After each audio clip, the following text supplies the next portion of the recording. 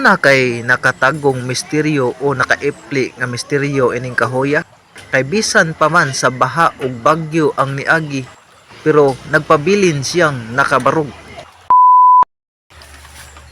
For to this video day ato ni explore ning usa sa pinakakaraan nga kahoy dress mo.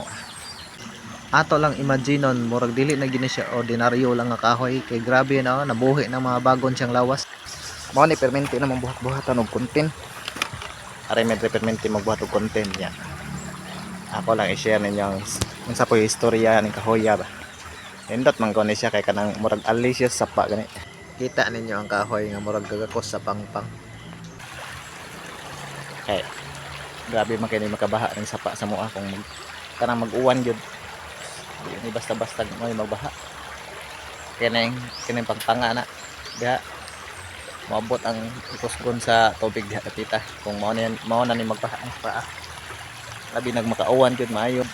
Babaw ani sa paa kanang gikanan ni sa paa labi nag makauwan jud maayo.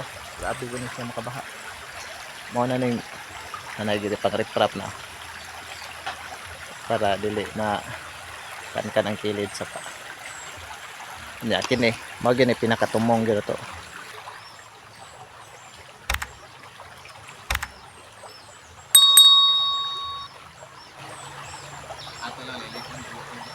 Ako gyud na-discover nga sa kadako ug wanang sa ilawom, pwede siyang kapuy-an, pwede siyang katulugan. Nindot kining kahoya kay gaali gyud siya sa sapa dala. Mura gani siya nagpugong sa yota ba, sa pangpang. Yang gidakos ang pangpang para dili ma kuan sa baha, pero kining kahoya ipaputol na tanis tag-iya kay ipauling ba itong dihay mangunguling ba niya ipapakyaw na ni tag-iya kay ipauling kay mudakko niyang maayo kuno. Grabe man niya dakwa karaan ako na kining kahoya. Unya, dihang nisuod ko sa ilawom sa kaplastar sa iyang sanga, pwede day kang makabalhin-balhin og ipli o higda. Unya, walang sad ko magdugay og tungtong kay murag nanimbawot naman akong balhibo. Ako lang jud ning giagwanta para lang jud makita og masuta nako og unsa kada kog wanang sa ilawom. Karon pag kuan sa kuan mangulingay saka siya das babaw sanga. Pag saka ko na niya mura ko nung gi na ini kuan siyang lawas. Lagi kuanan iyang lawas ba. Wa siya kasabot. Pag putol niya sa sanga, uwa niya diyon nagputol kay mura galain ko no iyang paminaw mura siya na hikap niya ba. Basin gibadlong siguro siya. Tabi. Indot kini siya baga kan kay naghakop gyud sa pangpang ah. Iyang gakos ang pangpang niya kanang ilawom niya pwede nakataguan. Ay mga bangag-bangag kana nga pwede. Ha, namurag sana. Nay murag mga bangag-bangag ba.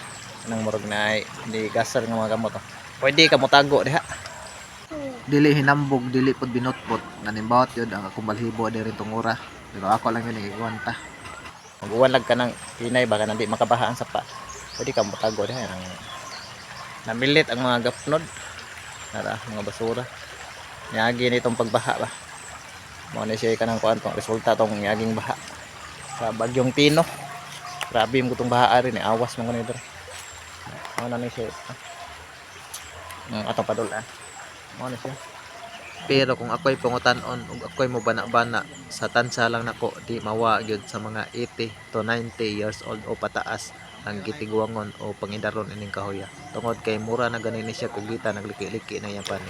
Gamay ra siguro na po kabagyong niagi na ning kahoya.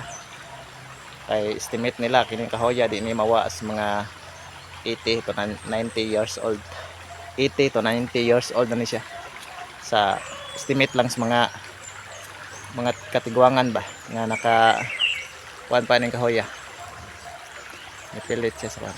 Mao lagi ka na ang kuan ready ko no siya maka kuan ka to mangulingay di sila ka kuan kay sabi ko nung kuan na. Di ko na basta-basta ang nagpuyo ba. Ora ko guwa mga hadlok pero napaisog-isog na lang ko ani pero perte ng panimbawot sa kong balhibo. Murag guba-guba na kong naong ya dire hinahinay na tag-arya. Hinay na tag-irog kay murag kisdom na hangiob na.